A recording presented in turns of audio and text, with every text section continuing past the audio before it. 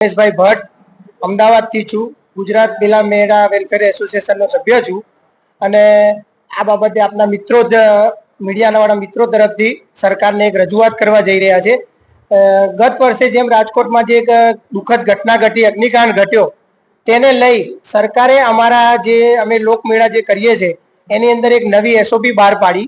એ એસઓપીની અંદર અમને લોકોને ઘણી વસ્તુ એવી નાખવામાં આવી છે કે જે અમે લોકો કરી શકીએ તેમ નથી. અમે સરકારની એસઓપીને વિરુદ્ધ છીએ એવું નથી, પણ અમારો કહેવાનો મતલબ એવો છે કે એસઓપીની અંદર કેટલીક વસ્તુ એવી એમણે નાખી છે કે જે વસ્તુને અને પબ્લિક સેફટીને કંઈ લાગતું વળગતું નથી, એવી ઘણી વસ્તુ નાખી છે. એટલે અમે સરકાર જોડે એવી રજૂઆત કરવા માંગીએ છીએ કે અમારી એસઓપીની અંદરથી ખાલી 3 થી 4 મુદ્દા જે છે અને એ પબ્લિક સેફટીને કંઈ લાગતા વળગતા નથી તે મુદ્દાઓમાંથી અમને રાહત આપે. મુખ્ય મુદ્દાની અંદર એક ફાઉન્ડેશનની વસ્તુ આવે છે કે જે રાઇટ્સ હોય, રાઇટ્સની અંદર નીચે ફાઉન્ડેશન કરવાનું, આરસીસી જેમ રીતે આપણે બિલ્ડિંગ ઊભી કરીએ એવી રીતે ફાઉન્ડેશન કરવાનું કહે છે. તો ઓલરેડી અમારી રાઇટ્સની અંદર નીચે પહેલેથી ફાઉન્ડેશન બનેલું હોય છે. જે કારખાનામાંથી જે બનીને આવે એનું નીચે ફાઉન્ડેશન બનેલું હોય છે, એટલે ફાઉન્ડેશનની જરૂર રહેતી નથી. અને એક સેમ્પલ ઉદાહરણ તરીકે આપું તો કોઈ ઓવરબ્રિજ બનતો હોય, બરાબર, તો ઓવરબ્રિજ જ્યારે બનતો હોય ત્યારે એનું જે ઉપર મૂકે છે જે બ્રિજ, એ લગભગ 1000 થી 1500 ટન વજનનું હોય છે અને એ ખેતરની અંદર જ જતું હોય. ખેતરની અંદર એક ક્રેન ચાલી અને ઉઠાઈને એ જગ્યા ઉપર બ્રિજ ઉપર મૂકે છે, બરાબર.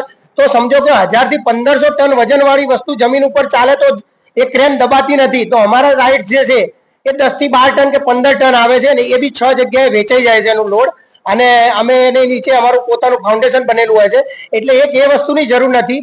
અને બીજી વસ્તુ છે કે સરકાર જે રાઇટ્સ છે તેનું બિલ માંગે છે, તો બિલને અને પબ્લિક સેફટીને કંઈ લાગતું વળગતું નથી. અમારી જૂની રાઇટ્સ હોય, જ્યારે 4 વર્ષ 5 વર્ષ પહેલા બનાવી હોય, કે નાની ચકરીની મુદ્દો લઈએ તો ચકરીનું બિલ માંગે છે. હવે ચકરી કયો માણસ લે? જે 50,000 થી 60,000 ની ચકરી આવતી હોય એ કોણ ચલાવતું હોય? એ મધ્યમ વર્ગનો વ્યક્તિ હોય ત્યારે તો એ જીએસટી ભર્યા વગર અને બિલ લીધા વગર જે રાઇટ્સ ચલાવતો હોય છે. તો એ એવા બધા મુદ્દા જે સરકારે ઘડ્યા છે તેના હિસાબે અમને અધિકારી લોકો પરમિશન આપતા નથી અને અમને લોકોને મેળામાં ખૂબ જ તકલીફ પડે છે. આ 3-4 મુદ્દા ઉપર અમારે સરકારને રજૂઆત છે. આ મેળાની અંદર અમે એવી રીતે છે કે આ જે મેળા છે એ કોઈ અમારા કે કોઈ પર્સનલ મેળા નથી. આ પ્રાચીન કાળ દ્રાપર યુગથી ચાલ્યા આવતા ભગવાન રામ ભગવાને વનવાસ ટાઈમ અને મહાભારત ટાઈમે પાંડવોએ જે વનવાસ કર્યો, એ જે જગ્યાએ રોકાણ કર્યું, એ જગ્યાના લોકો મેળા થાય છે. વધારેમાં વધારે મેળા એ ધાર્મિક છે.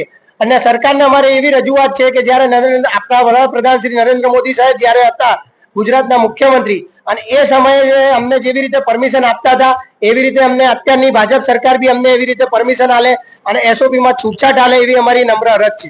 અને જો સરકાર તરફથી અમને આ વસ્તુમાં છૂટછાટ આપવામાં નહીં આવે તો અમે લોકો મેળા કરીએ તો અમારા મેળા પરમિશન મળતી નથી, એમને નુકસાન અમારે વેઠવું પડે છે.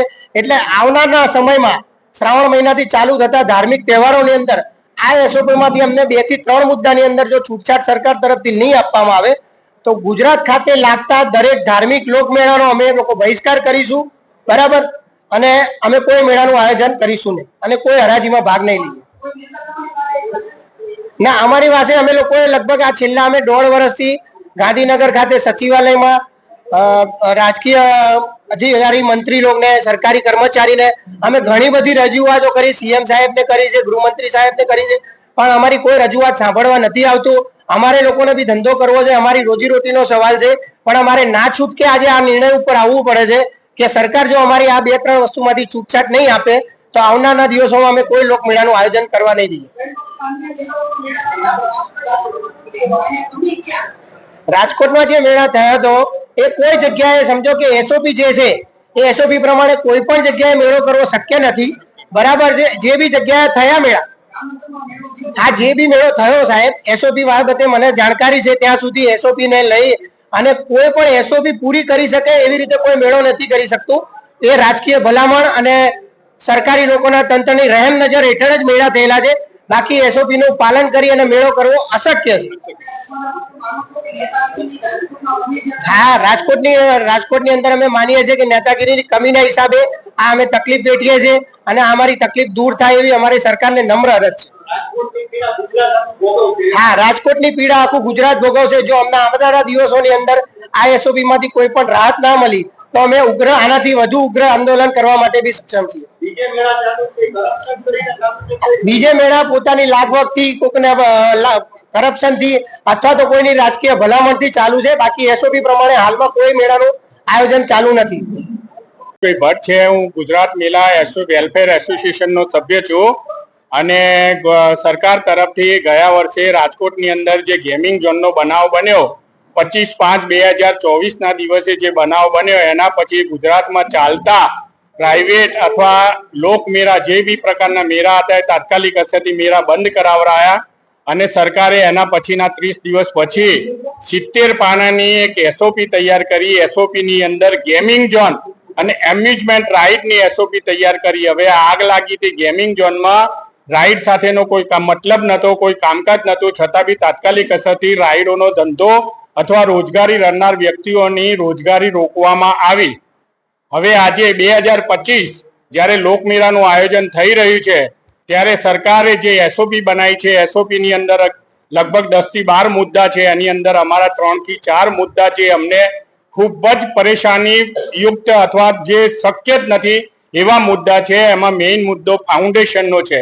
ફાઉન્ડેશનનો મુદ્દો એટલે રાઇડ ઊભી કરવા માટે નીચે જમીનની અંદર સિમેન્ટ અને સરિયાઓથી એક બોક્સિંગ તૈયાર કરવું. એ બોક્સિંગ તૈયાર કરી અને એની ઉપર રાઇડ ઊભી કરવી, જેનો ખર્ચો ખૂબ જ ખર્ચાળ છે. જે મેળાનો નાનો મોટો ધંધો કરનાર વ્યક્તિઓને પોસાઈ શકે એવો નથી. બીજો પોઈન્ટ છે જે બિલિંગનો, અને બિલિંગનો સરકાર એવું કહે છે કે રાઇડનું બિલ લાવો. હવે રાઇડો 10 થી 15 વર્ષ જૂની છે, જે એસેમ્બલ હાથથી બનાવેલી રાઇડો છે, જેના બિલ આપવા શક્ય જ નથી. છતાં બી સરકાર આ 2, 3, 4 પોઈન્ટો માટે જે પોતાની જોર જુલમી અથવા પોતાની જે બી હકથી મેળા રોકવાનો પ્રયત્ન કરે છે, એનો આજે ગુજરાત મેલા એસોસિએશન વેલફેરની મીટિંગમાં એક ઠરાવ કરવામાં આવ્યો છે. જ્યાર સુધી અમને નડતા આ 3-4 મુદ્દાની અંદર તાત્કાલિક અસરથી રાહત આપવામાં નહીં આવે તો રાજકોટની અંદર ભરાનાર 2025 નો લોકમેળો અને એ સાથે ગુજરાતમાં ભરાનાર તમામ લોકમેળાઓનો ગુજરાતના યાંત્રિક અથવા રાઇડનો જે ધંધો કરનાર, મેળાનું કામકાજ કરનાર વ્યક્તિઓ સદંતરપણે વિરોધ કરશે એવું એસોસિએશનનો એક ઠરાવ કરવામાં આવ્યો છે. મેલા એસોસિએશન ગુજરાત તરફથી એક ઠરાવ કરવામાં આવ્યો છે અને એ ઠરાવ સહમતિથી પસાર કરવામાં આવ્યો છે. આટલી વિનંતી સરકાર તરફ હતી. આટલી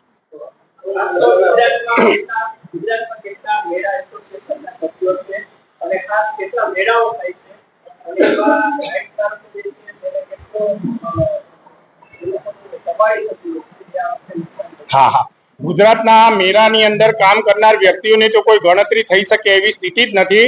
લગભગ એક ગામની અંદર 400 થી 500 માણસો, તાલુકા લેવલે 400 થી 500 માણસો ગુજરાતમાં પેટીયું રડનાર, મેળાના ધંધા સાથે પેટીયું રડનાર, એની અંદર નાની ચકેડી ચલાવનાર, પાથરનાર, નાના મોટા રમકડા વેચનાર અથવા નાની મોટી વસ્તુઓનું વેચાણ કરનાર અથવા નાની મોટી ચકડોળ ચલાવનાર હજારો લોકો આ મેળાના કામકાજ અર્થે જોડાયેલા છે.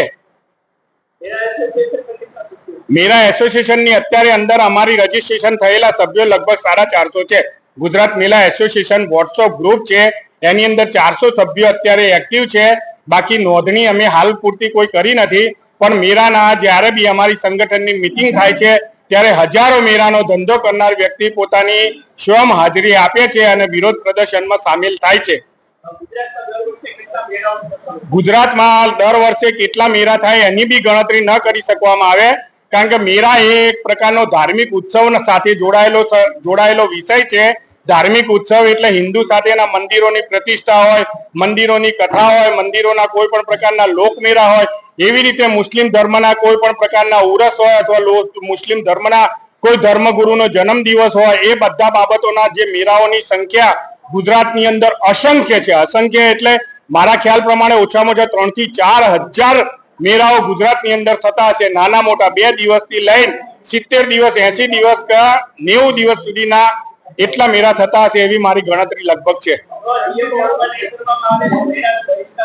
હા, નિયમોનો અત્યાર સુધી સરકારે જે બી જોર જુલમ કરી, લગભગ 25/5/2025 થી 2024 થી સરકારે જે એસઓપી નું પાલન કરવા માટે જે જોર જુલમ કર્યો છે એની અંદર લગભગ મેળાનો ધંધો કરનાર વ્યક્તિને કાયદેસર એસઓપી થી લાયસન્સ ગણી શકાય, આંગળીના વેઢે ગણી શકાય એવા 2 કે 3 વ્યક્તિઓનો લાયસન્સની પ્રોસેસ પૂરી પડી છે. બાકીના તમામ મેળા સરકારે કાં તો બંધ કરાયા છે, કાં તો એ ફ્લોપ થયા છે, અથવા પોતે જ ધંધો ન થવાથી બંધ કરવાની સ્થિતિએ થઈ છે.